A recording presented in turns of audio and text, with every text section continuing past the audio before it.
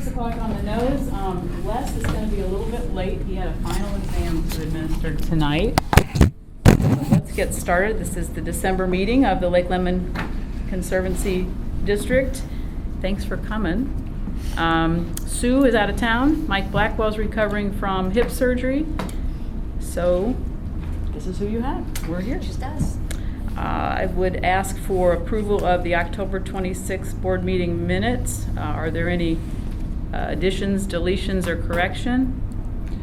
I noticed that there was a typo in Ann Roboleski's name, which is, but other than that, which would be easy to do. Yes. I did see that there were 2 pieces under the SPC about Susan Salmon stepping away. So we want to, Oh. they're identical. Well, she did 2 different, she stepped away from 2 positions.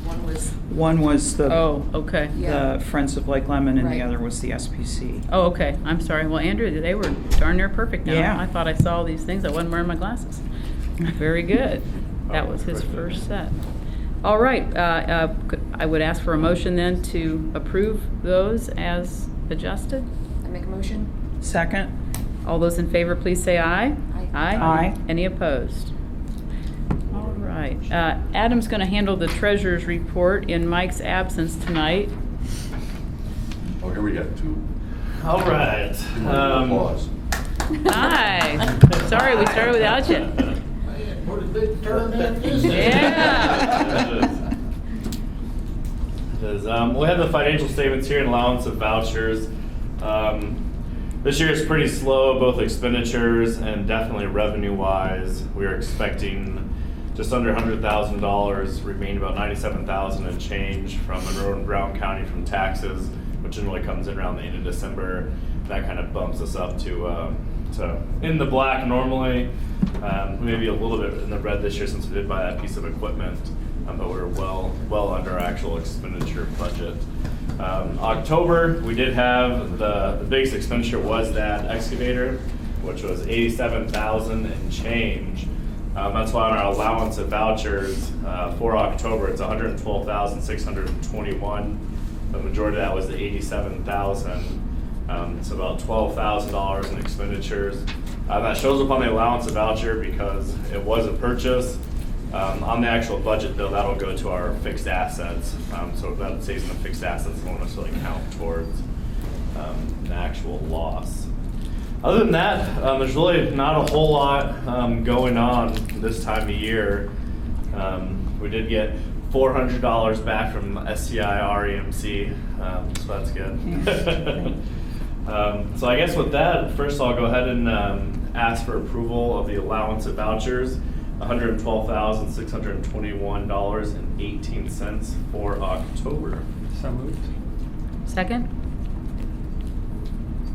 Oh, yeah, it's me. Okay, it's been moved and seconded that we allow the vouchers. All those in favor, please say aye. Aye. Any opposed? All right. And then with that, I will go ahead and ask, we do not have a meeting in November. We have 2 allowance of vouchers, October and November.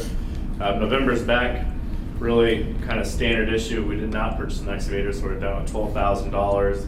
The majority of that is salary, insurance, just kind of the general stuff that we do have to pay. So there's no questions on the allowance of vouchers for October. I'll go ahead and seek a motion for that. Move for approval of the November vouchers as presented. Second.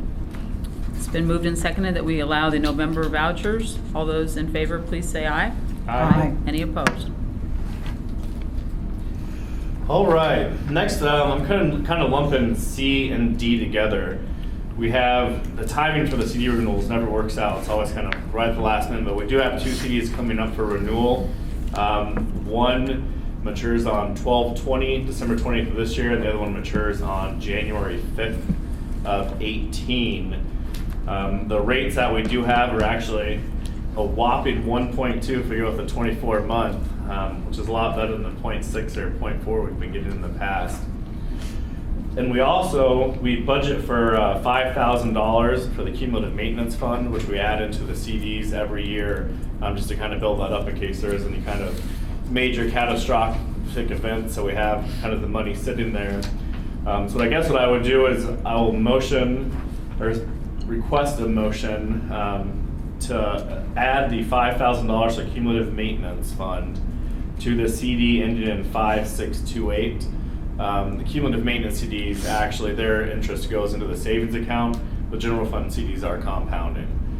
So I'll request a motion to add the $5,000 cumulative maintenance, the certificate ending in 5628. And then I would suggest that we renew both of those for a 24-month period at 1.2%. I just heard on the news that the Fed is projected to raise rates every quarter in 2018. So I'm not sure what everybody else thinks about that. 0.995 is not a lot less than 0.2 Yeah. and 1.2. So I don't know if I don't know. What do others think? Yeah, we're talking relative minor difference It's- between yeah. the two. I Yeah, mean, there's it's- not a lot to, It's not gonna make or break us. No. If it does, we're in bigger trouble with the interest that we would accrue. The 10,000 with the addition of the 5, or is it That 10 would be plus? 5 plus 10,000 Right, be okay. in addition to the 10,000. It's currently sitting at $10,000 when it matures. We've historically kept the cumulative maintenance ones in CD form. You're hearing every quarter, is that what you read? yeah. That's what- yeah, Mhm. yeah, they just said that this week after they raised the rate now. So I'm just saying, if we just did 12 months, we could have this same conversation next December Let's see what happens. and see where we are, because maybe at that point, we'd have a more favorable long-term rate. I don't I'm see looking why- at Lance, because he and I have had these conversations I don't before. think the rates will be going down. Yeah. You know, Okay. everything is that they'll probably continue to go up unless something I'm seeing- catastrophic happens. Mhm. Okay, so when they all plummet. Don't blame you. How far can it go down? Yeah, true. Not much below where we are, so, yeah, I think I'm in agreement as far as, I mean, we're foregoing relatively really a few dollars, so, Yeah. for the opportunity to make a couple more dollars overall, and so I would move for approval of renewal of the CDs as presented, with the exception that we renew for 12 months as opposed to 24. Second. Is there any Michael. It has been moved and seconded that we renew, but for a 12-month period instead of 24 months. Is there any further discussion? Opinion? All right, all those in favor, please say aye. Aye. Any opposed? Thanks for that. All right. Next up, we have transfer of funds.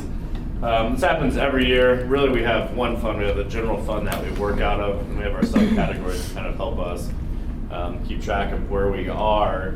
Inevitably, you overspend a few funds, underspend another, but we try to end the year with all funds either in the positive or at 100%, nothing in the negative. So what I will be looking, if everybody's had a chance to look at it, transfer of funds, we'll be transferring $57,625. The bulk of this are two categories: equipment rental, $27,000. We didn't go over that far, but that puts us a couple $100 in the black, and that was for the rental of the excavator, which we generally did not budget that much for. The other is lake weed treatment. We only budgeted $40,000 this year, and we're hoping to be a good year. It ended up turning out it was 51 and change, so that's $11,750 transfer. We'll be taking the funds or moving them out into three categories: the operations supervisor, disposal site prep, which we budgeted quite a bit for that for the development of Africa, which ended up being a wetland, and our debt service dredging loan, which we didn't have to take out a loan. We bought the equipment outright. So unless anybody has any questions or discussions, I'll go ahead and seek a motion to approve the transfer of funds. So moved. I second, and this is the stupidest thing the state makes us do, because it doesn't change our rates. Yeah. And I've done the exact same thing at work, and it's still equally stupid. And I I've agree. let the All Speaker of right. the House know that on a time or two, so. It has been moved and seconded that we accept the transfer of funds as stated. Is there any further discussion? All those in favor, please say aye. Aye. Aye. Any opposed? Thanks, Adam. All right, next on our agenda is insurance review. Our former board member and treasurer, Lance Everly, thanks for coming. We should have let you go first and get out of here. Memories. But really, appreciate having the opportunity to just kind of go over the insurance today, and maybe I'll kind of summarize some things and maybe kind of focus in on a couple key topics to kind of take some consideration. But first of all, I always kind of like to, start with the premiums. I know that's usually one of the first questions, people ask. And really the good news this year, the markets have been pretty stable. And as you can see, that's been reflected really in your renewal premiums this year. Really across most lines, everything kind of came in fairly flat to what we had in the previous years, which is, very good to see. The only real exception to that is on the positive side is on the workers' compensation. Basically, a couple things happening there. Overall, work comp rates are tracking down a little bit. And I think everybody's anticipating that may happen for at least another year. And then secondly, the big thing for the Lake Lemon Conservancy is we did have one fairly significant claim that was on what we call the experience mod factor. And that came off this year. So your experience mod actually went from a 1.44 to a 0.9, which is the best that you could have, and so that really had a positive impact there. So you can see overall we're down about $2,500 this year in total premium across the lines of business there. Really looking at it, I spent a little bit of time on property. We basically did provide a breakdown on terms of the coverages and such that we have in place and how we broke it down. Basically we have what we call a special cause of loss form. So basically it kind of puts the responsibility onto the insurance company to say if it's not covered rather than you to prove that it is covered. So there are common exclusions that we see, in terms of what covered and what's not. Things like flood is not covered, earthquake's not covered, those type of things. But for the most part, we do have probably the most, complete form that we can have for you in terms of coverages. We are carrying a $500 deductible there as well. And then a couple pages back, I did provide a breakdown of how we kind of came up with the limits. But you can see we have about 162,000 in buildings, and then about 12,000 in miscellaneous furniture, fixtures, and whatnot, and contents. So that's always a discussion as we move forward. So I know there's been some discussions about certain buildings and whether or not they would remain standing, and so it may be kind of a question to ask if we want to continue to cover them going forward in the future. They did provide several other miscellaneous coverages. A couple highlights that I would probably include is it does contain $25,000 in business income coverage. So again, if we would have a loss, and as a result of that, it does have a financial impact on the Conservancy, we do have the capability to reimburse up to about $25,000 in that regards as well. A couple other things through Cincinnati Insurance. We basically have the bonding, for the treasurer, up to $100,000. Basically, that's on a 3-year term. It is actually good into 2020, so we're in pretty good shape there. And then basically on the contractor's equipment, we have up to about $487,500 now in equipment. That does include the recent excavator that was just purchased. We were actually covering it as part of the lease, so we just kind of carried that forward. A couple things that does have $1,000 deductible, on that. And the one thing that I think, again, is very critical that we did endorse to it is it basically does cover, the equipment if it does get damaged. It's in a sense going to the bottom of the lake. We have inland marine and ocean marine, and inland marine usually doesn't cover over water, so we did have to provide that coverage. The one thing I would keep in mind on that, though, is there's really no good way to cover getting it back out of the lake again. So we would cover the damage to the equipment if it gets submerged, but basically getting it out of the water would be an out-of-pocket cost in that regard. Deductibles on that, the equipment are $1,000. It's $500 for the dock and such that's out there. Liability-wise, we basically are carrying, $1 million liability limits under general liability. We also do have another 3-year policy with Cincinnati on the umbrella for $3 million. It also sits over the top of that. And this is one that I think is very, very important because of the type, of exposures that are presented. So basically through the Blue Smith Knife program, we're covering really all the exposures that you would have essentially as a municipality. So not only are we covering, the property damage and bodily injury that you do to a third person, but we're also getting into errors and omissions that you would have on behalf of your actions as being a municipality. In addition, there are some specialty coverages that come into law enforcement and things, and this, as well as medical applications that would also be covered, under the general liability that normally would lie outside of, an unendorsed policy in that regards. The one big thing that, and this is the one that always, every time that we do go to market to shop, is really kind of the deal breaker with a lot of other carriers. Has to do with the dam exposure. Lake Lemon does have what they call a high-risk dam, primarily because of the damage that could potentially happen downstream if the dam would ever give way. Bliss McKnight does cover that if the dam would break.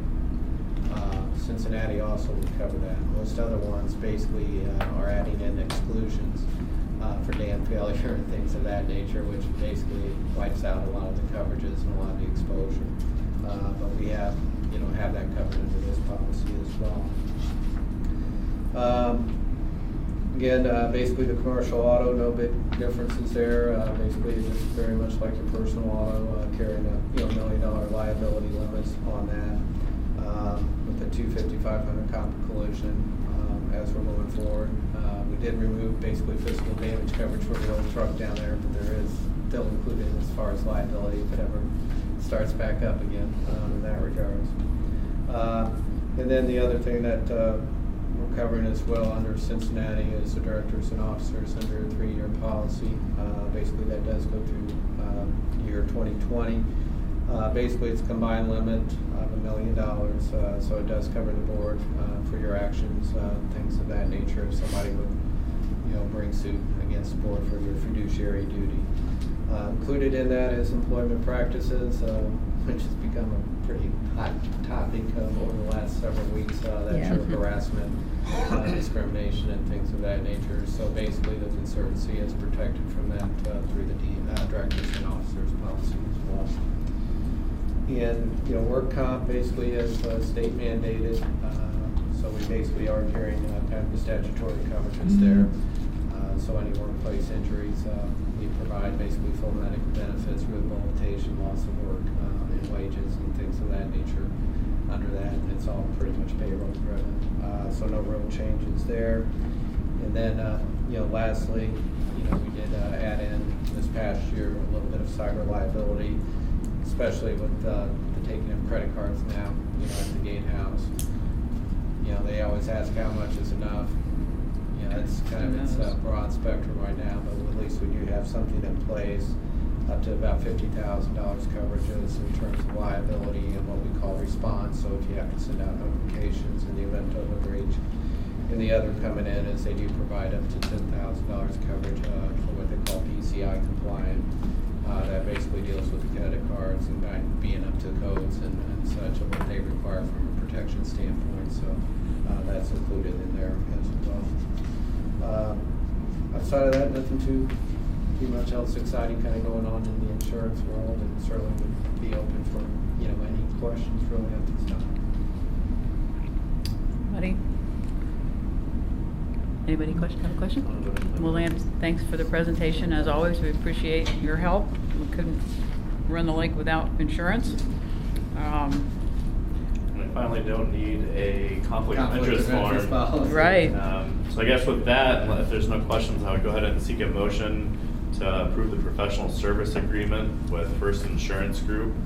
The expected, what was the price? $43,751 We did expect total payments for the year. If there's no questions, I'd like to seek a motion on I make a motion, we accept it. Laura's made the motion. Second. And Michael seconded. If there's any further discussion? No. All those in favor, please say aye. Aye. Any opposed?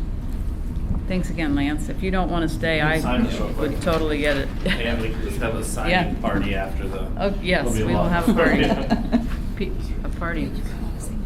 Yeah, that's all right. Still a few less than if you buy a home, so, Pardon me? still a few Oh, less signatures than if you yeah, buy and a I had to home. do that twice with a power of attorney, Yeah, so boy, that's the truth. that was not good. All right, thank you very much, Lance. Thanks, Lance. Thank you. All right, next up, we do have a conflict of interest form for Laura Shell with the, with two, correct. Yes. Um, And that's for the contracts, since I do have Marina, she's on the board, and then also for the sale of permits. Laura has given me the disclosure forms, and they are signed, so we just need a motion to accept the disclosure forms from Laura Shell. So moved. Second? It has been moved and seconded that we accept the two conflict of interest forms from Laura Shell.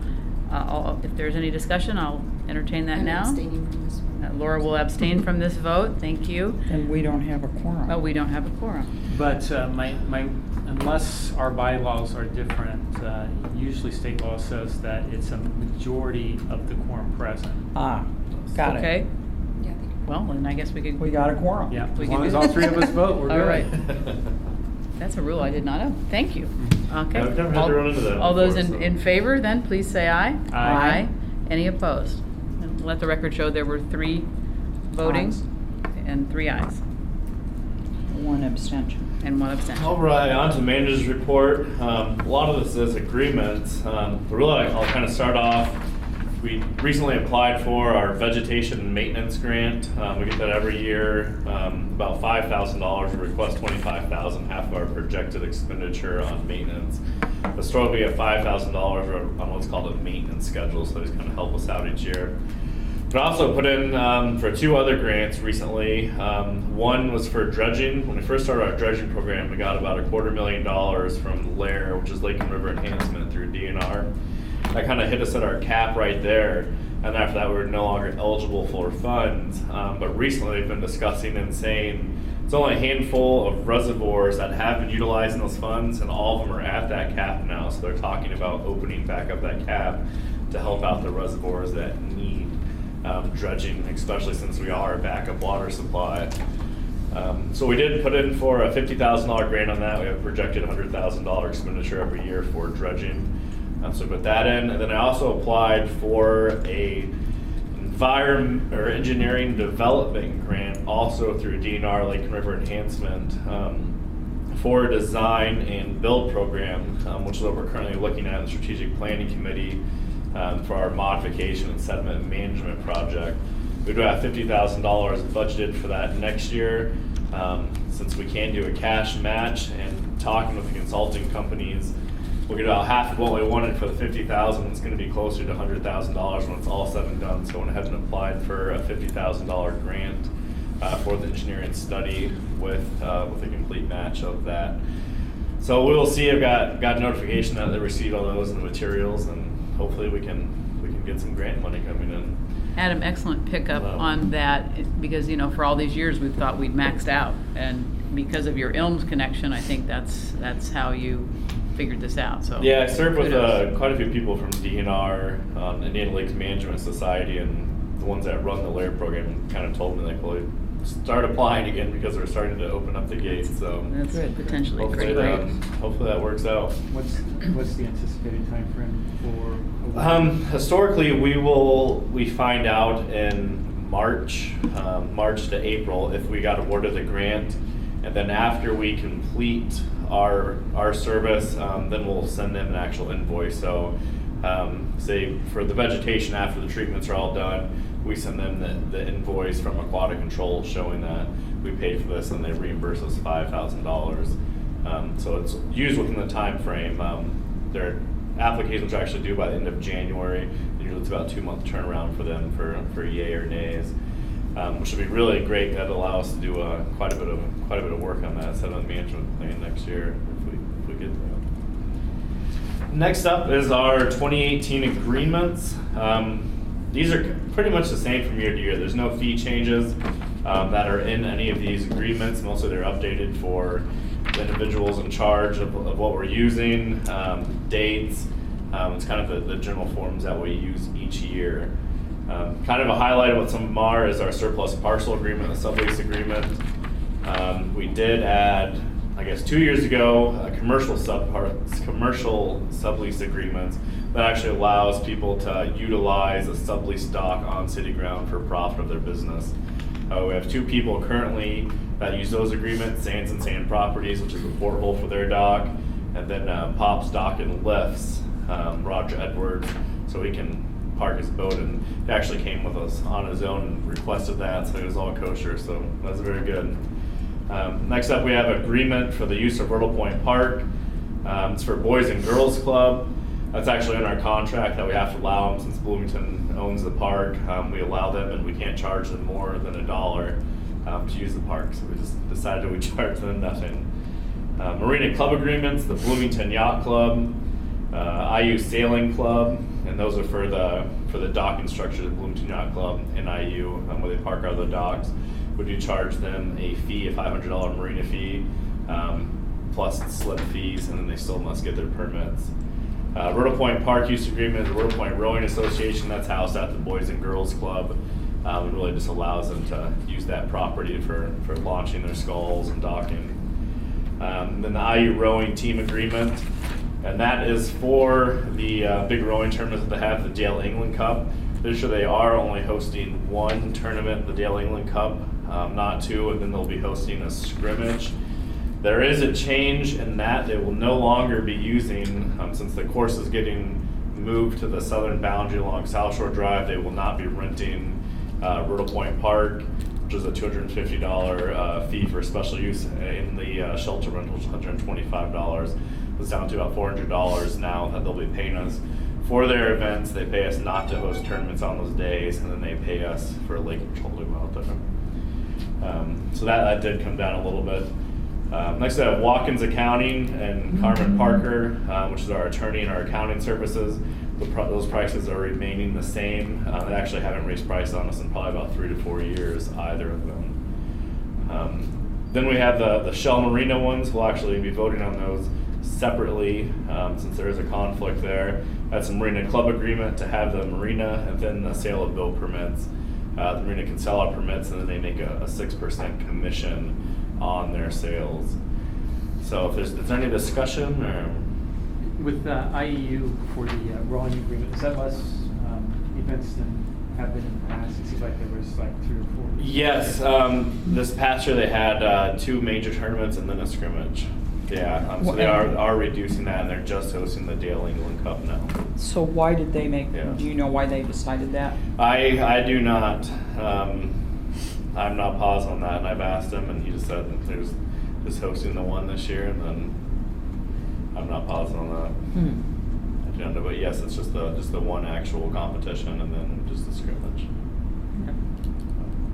And we did agree upon the location along the South Shore. Yes, yeah, along the South Shore. So they will be moving the race course where historically it goes from the dam that ends right at Myrtle Park. Now it'll be kind of starting on the west side of the long causeway, and then the run out will be kind of right in front of the their marina there where the IU building is.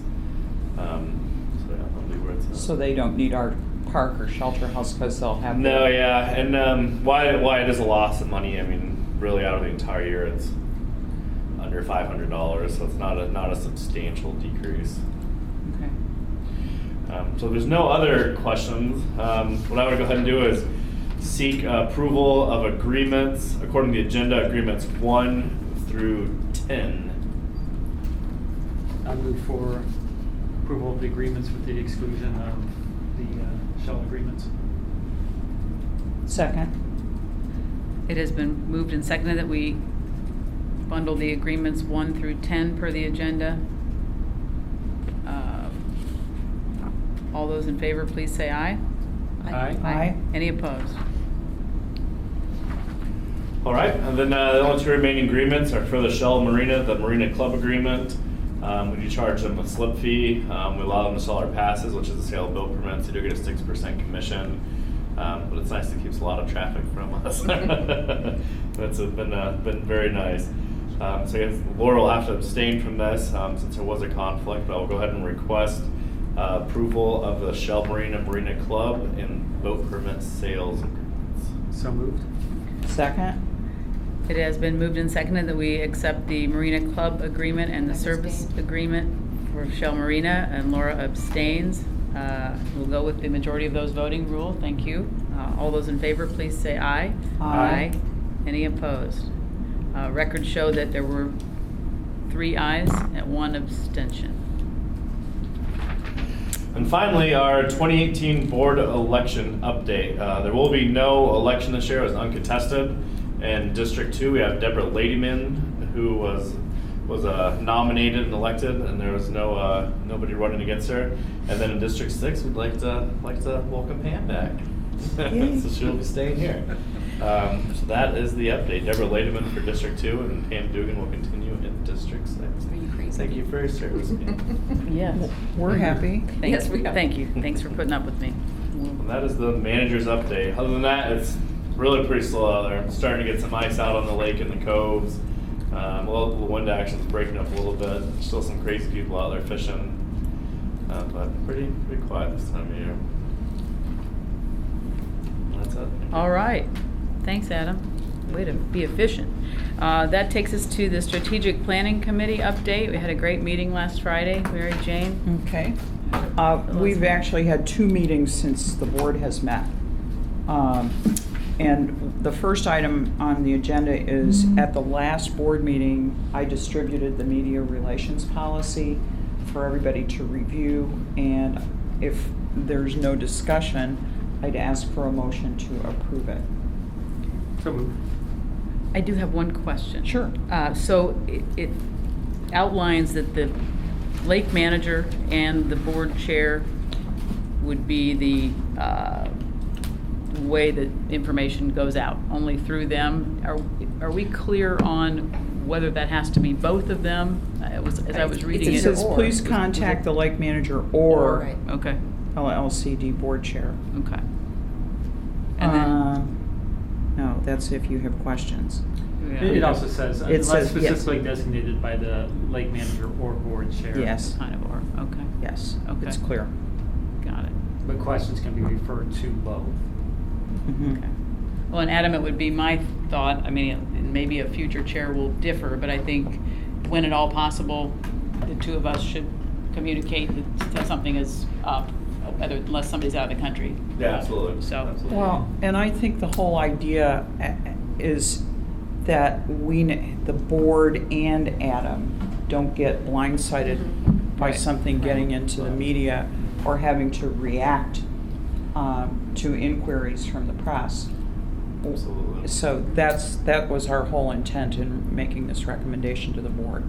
Finding a cohesive, unified front. Yes. What we're dealing with. And ultimately, I mean, because the board has the ability to make policy that is specific to staff or to our subordinate committees that we create. And we have the mechanism by which, if they are not in compliance with the policy, we can actually take disciplinary action. For the board, it's really a protocol that we're agreeing to. I mean, Right. we have no enforcement mechanism. That's right. But the protocol is certainly a best practice for boards, especially boards of our size and our scope, to ensure that it is a unified voice and that, you know, we don't have freelancers that are disruptive. And I think it's certainly a good practice. So I think it's a very concise and simple, but easy to understand. And if we Good. follow it, I think Mhm. will be good for the board and the lake. Good. Do we need a motion to put that in place, or? I so moved. Oh, you did, okay, sorry. Yeah. Second. Good. All those in favor, please say aye. Aye. Any opposed? Who seconded the? Laura. Laura. I did. All right, so now it's I need to kind of report on, I'm gonna combine the November with December, because we did some things in November and then carried them on in last Friday's meeting, which, as Pam said, was a meeting that I think we all got really excited about as it went forward. First of all, I had mentioned at the last board meeting that Susan Snyder-Salmon had withdrawn from the committee and from Friends of Lake Lemon. And so the committee has been moving ahead to work on possible options for charitable giving. And Adam, Ann Roboleski, and Lance had met already with Angela Parker to talk about what our options might be. And Angela had said, why would you set up a 501c3? Because it becomes a beast that you have to feed constantly, and that started to feel really unwieldy to everybody. So Lance and Adam and Ann went in the last couple of weeks and met with representatives from the Community Foundation of Monroe County and Bloomington and Monroe County. Is there an acronym for that one? I really don't think so. Okay. No.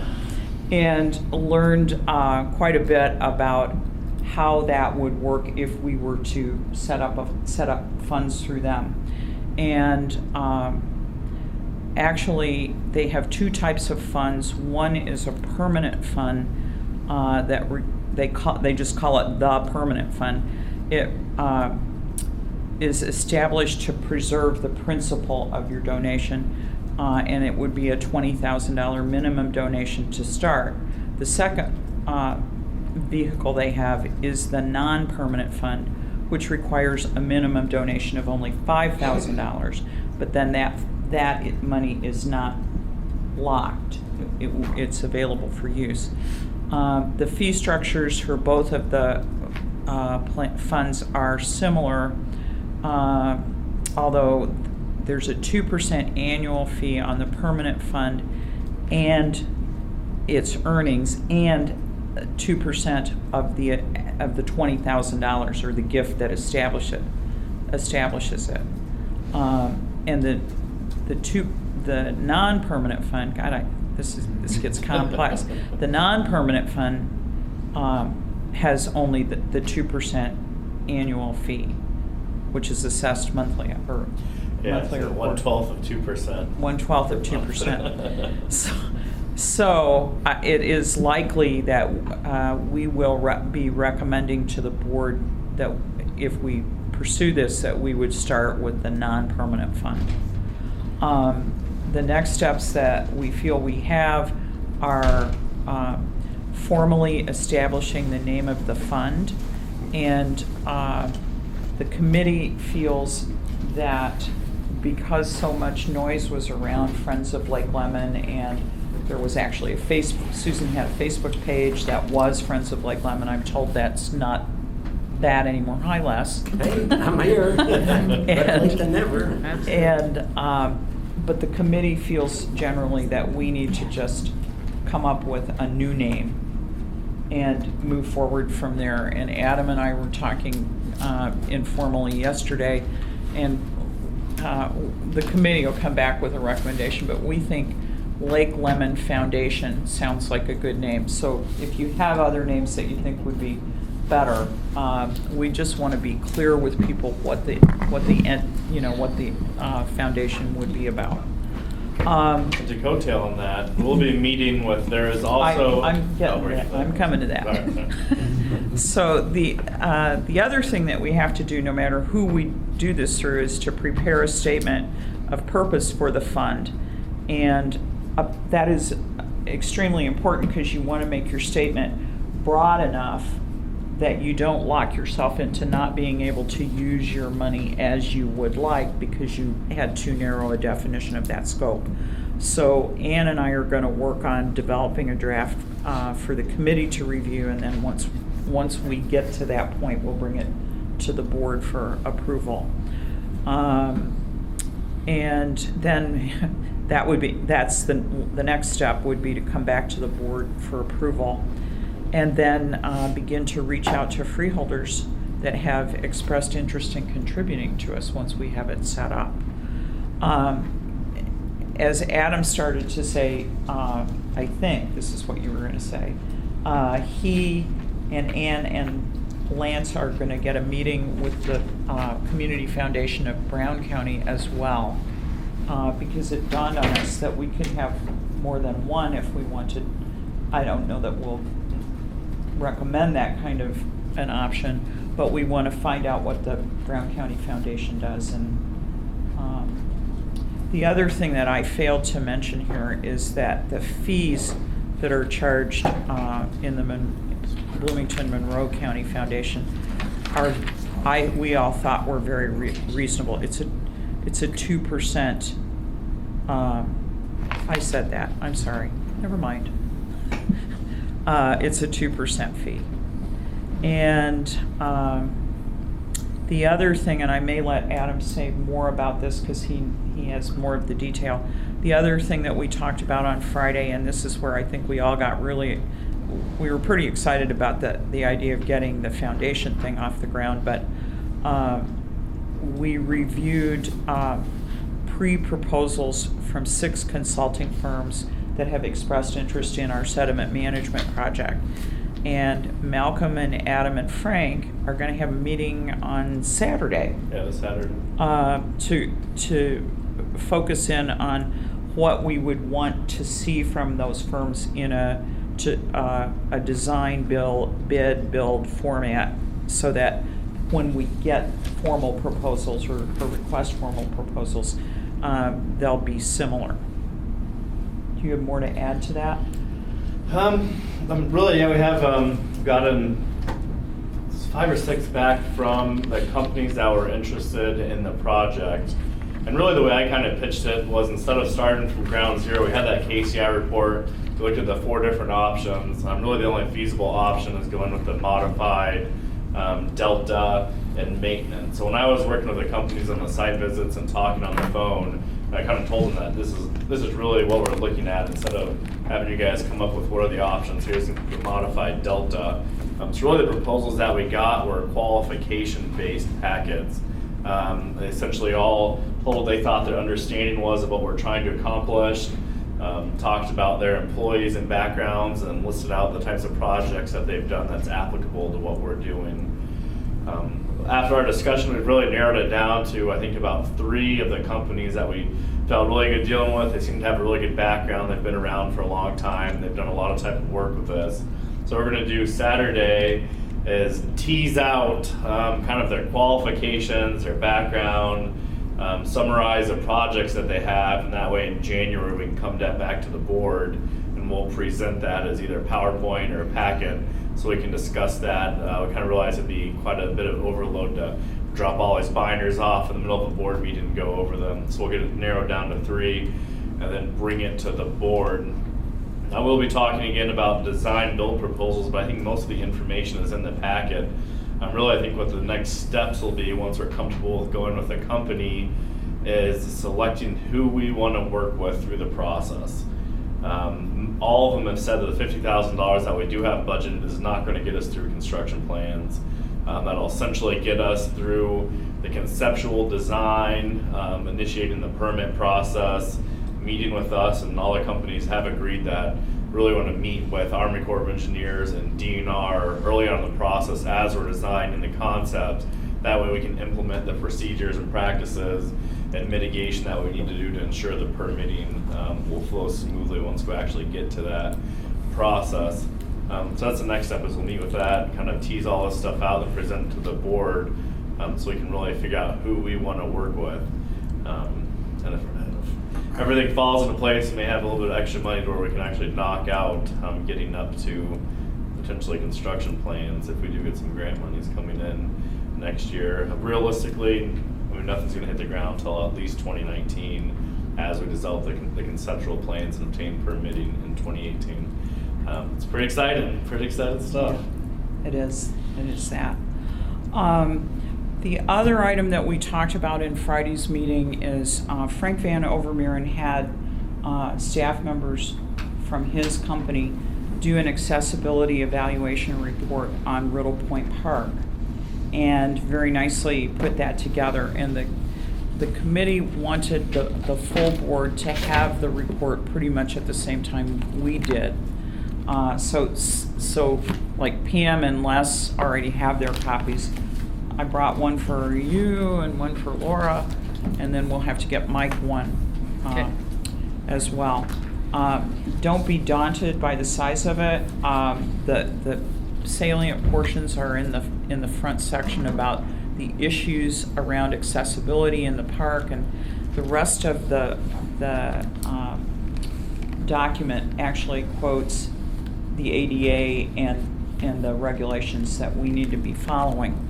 So what we've asked of ourselves as a committee, and I would ask the board to do the same, is start to, as you look at this, start to prioritize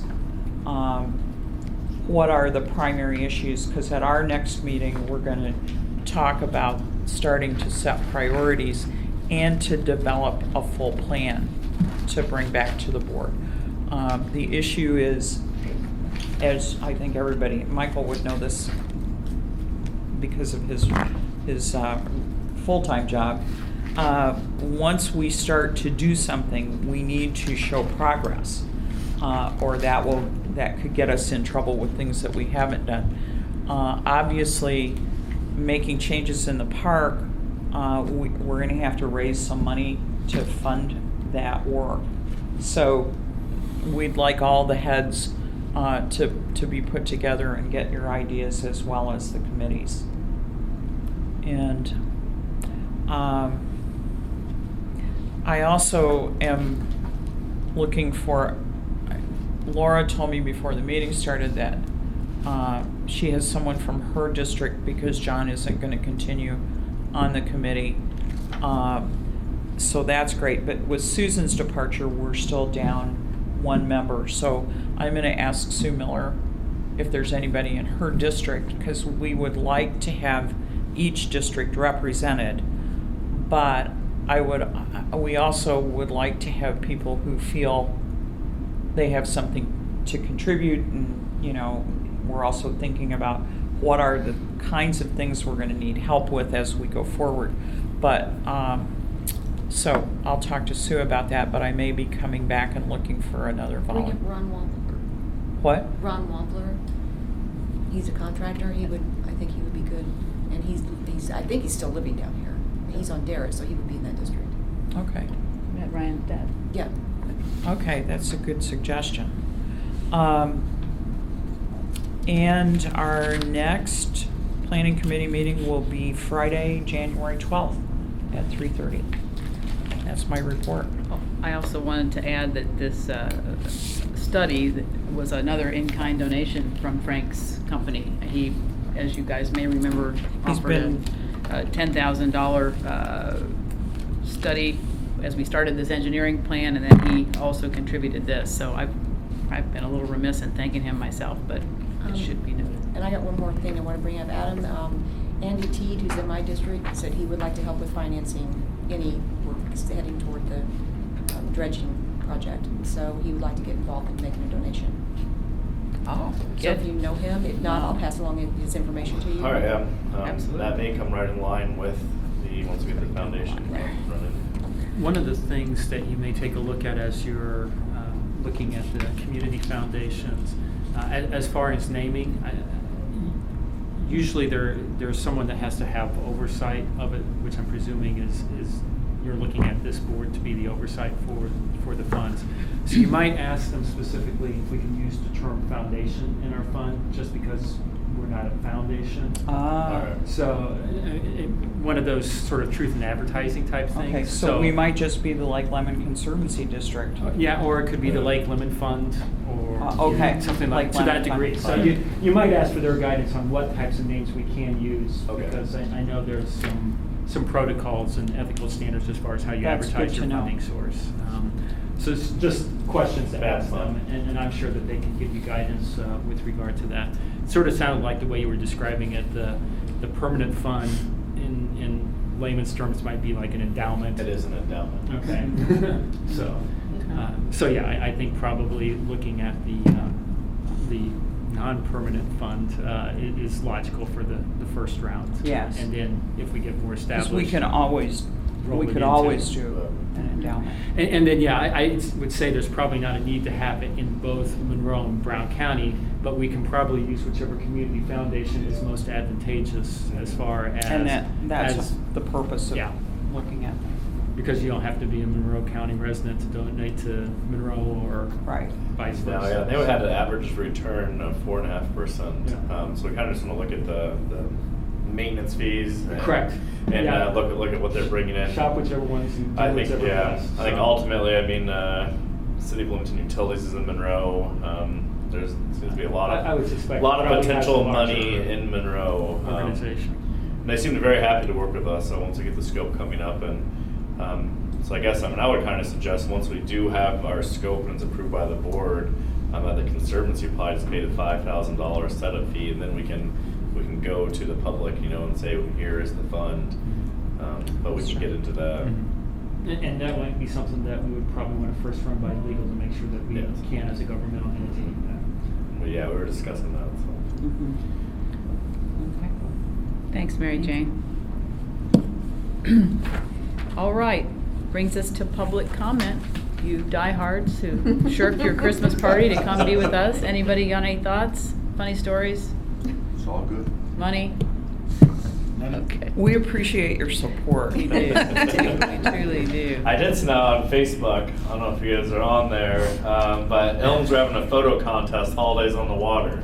So if anyone's got any good photos of floats on boats and that type of stuff, submit some good ones to me and we'll try to get a winner from Lake Lemon out there. I'll have to look under the table of shame when I get home. All right. The next meeting is all the way to the end of January, the 25th. And it will be 6 o'clock right here again.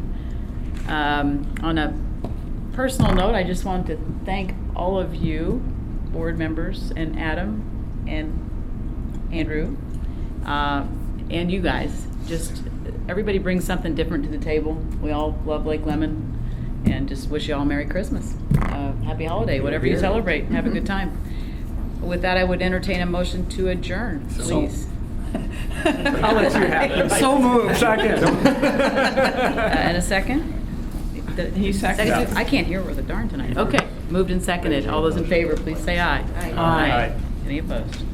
Good night, be safe, Or going what home. was that guy's name? That's what we were discussing. Here, Wampler, let me check. it's W-A-M-P-L-E-R. And And I know him really well, so if Steve doesn't, I'll be happy to talk to him.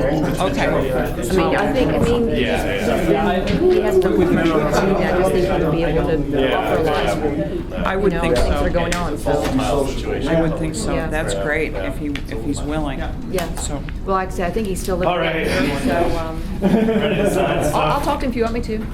why don't you just go ahead and talk to him, and I'll let Sue know. And then if he's interested, I'll have him talk to you No, the further about majority of the quorum. what's involved. Okay. So if you have That'd be a great. quorum, Thank you. then you have a convene. And then you're gonna give me, have Bill get in touch with me. Quorum. Yeah, I'll get a hold of Bill and have him call you, Votes in favor. or email you. So we had 4, even though you had one Right. abstaining, so you would have to have at least 3 Happy votes. holidays. I've never read that rule. I was thinking about that. It's flown by. Craziness. I know, it Our doesn't seem board, like so Christmas should be a for majority of another the, 2 months. if quorum says when there's a quorum, I had the to board work has that, but I enough also votes. think that And family it's has basically somebody that the voice. majority. And there was actually different ones since we Yes, are you not have since majority not of guided because we're towards 4 stuff, initially. loaded You have to around. have 3. Yeah, makes sense. But as long as you have 3 people voting, even if you have someone abstaining, it's still majority. You're going to meet us. That would happen. Because then you can meet, and then you want everybody else. That's what Yeah, the yeah, yeah, fly was together. telling me is like if we're And I starting was with thinking tours about and it. guides and then. Oh, you know, when I go